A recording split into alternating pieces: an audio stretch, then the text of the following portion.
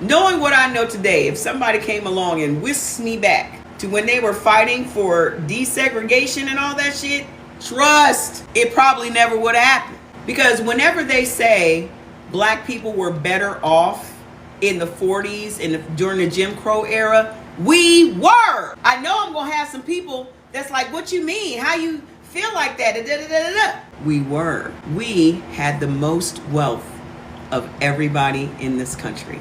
You know who didn't know it? We didn't know it. You know who owned more houses during the Jim Crow era? We did. You know why we had more money? Because we couldn't put our money in the bank. Our money was under our mattress. Or we buried our money in the grounds. We bought our houses with cash. And you know why? Because we had money.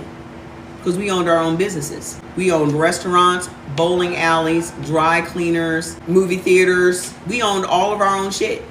So our dollars were not circulating outside of our communities. You made some money from black people, you spent it with other black people. So you're a mechanic, everybody that brings you their car to get fixed is black. You go to the black grocery store and buy your groceries. You go to the black pharmacy and get your pharmacy shit.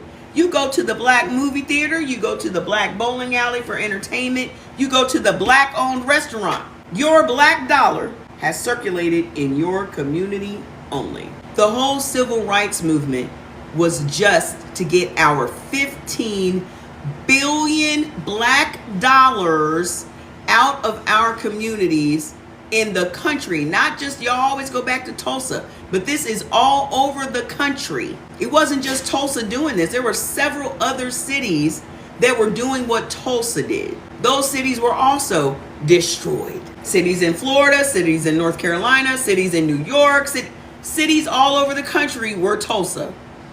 Tulsa wasn't the only one. And who destroyed them? White people. Who burned them to the ground? Who burned them to the ground? Who bombed them? Who dropped bombs on them? Desegregation was about control of our money. Because once we were able to start eating in their restaurants, we didn't want to eat in our restaurants anymore. Why would you trust eating in a restaurant they didn't want you in?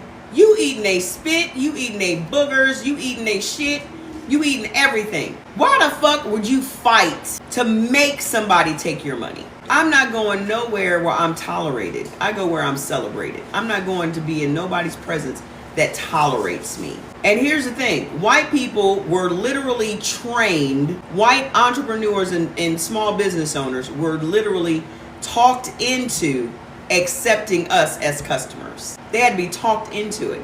By who? The government.